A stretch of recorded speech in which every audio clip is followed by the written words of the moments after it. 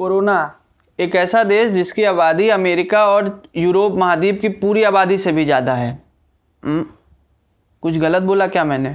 अरे क्षमा करिएगा, मैं कोरोना नहीं चीन की बात कर रहा था।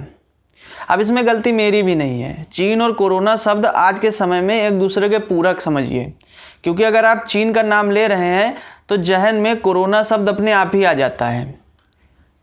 मेरा तो ये भी कहना है कि अब समय आ गया है कि चीन को अपना राष्ट्रीय प्रतीक ड्रैगन से चमगादड़ घोषित कर देना चाहिए। खैर ये सब छोड़िए, चीन से एक और खबर सामने आ रही है जो कि भारत के लिए खतरे की घंटी हो सकती है। अब ऐसा क्यों मैं कह रहा हूँ? अब देखिए, हम सबको ये तो पता है नहीं कि भारत चीन को GDP, economic growth, industrial development के मामले में पीछे कब छोड़ेगा। लेकिन हम सबको ये ज़रूर पता है कि भारत 2050 तक जनसंख्या के मामले में चीन को पीछे छोड़ देगा। तो खबर जुड़ी है जनसंख्या से। 2016 में चीन ने अपने देश में 2 चाइल्ड पॉलिसी लागू की थी, जिसे उसने 2021 में ख़त्म कर दिया है और इसकी जगह पर उसने 3 चाइल्ड पॉलिसी लागू कर दी है। अब चीन को ऐसा क्यों करना पड़ा? इसका उत्तर छुपा हुआ है 2020 में चीन में हुई जनगणना के आंकड़ों में। हमारे देश की तरह चीन में भी प्रत्येक 10 साल पर जनगणना होती है। पिछली जनगणना 2010 में हुई थी और अब 2021 में 2020 में हुई जनगणना के आंकड़ों को प्रस्तुत किया गया। अब इस आंकड़ों से ये पता लग रहा है चीन को कि चीन लगातार बूढ़ा होता हुआ चला जा रहा है, क्योंकि चीन में लगातार जन्म दर में गिरावट देखने को मिली है।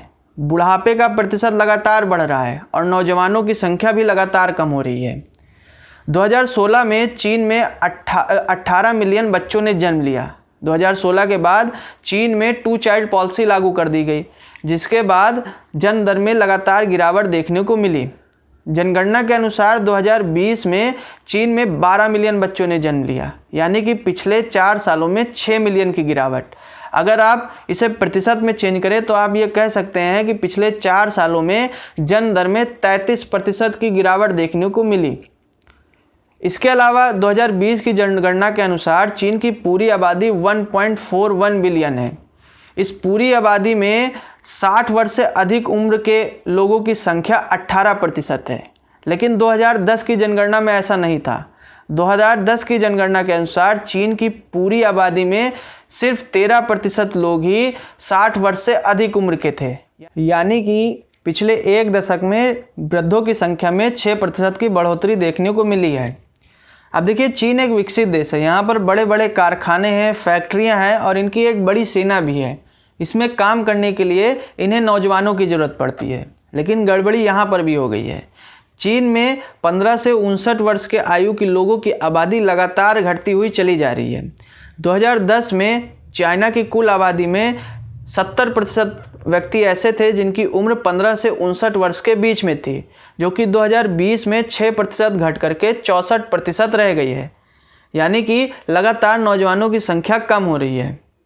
तो इन्हीं सब का डर चाइना को सता रहा है और इसीलिए उसने 3 चाइल्ड पॉलिसी को लागू किया है, ताकि वो जन्म दर को बढ़ा सके और नौजवानों की संख्या को बढ़ा सके, जिससे कि वहाँ पर ह्यूमन रिसोर्सेज की कमी ना पड़े। तो ये था इस वीडियो का अंत। अगर आपको वीडियो पसंद आती है तो लाइक, शेयर और सब्सक्राइब कर दीजिएगा। धन्यवाद।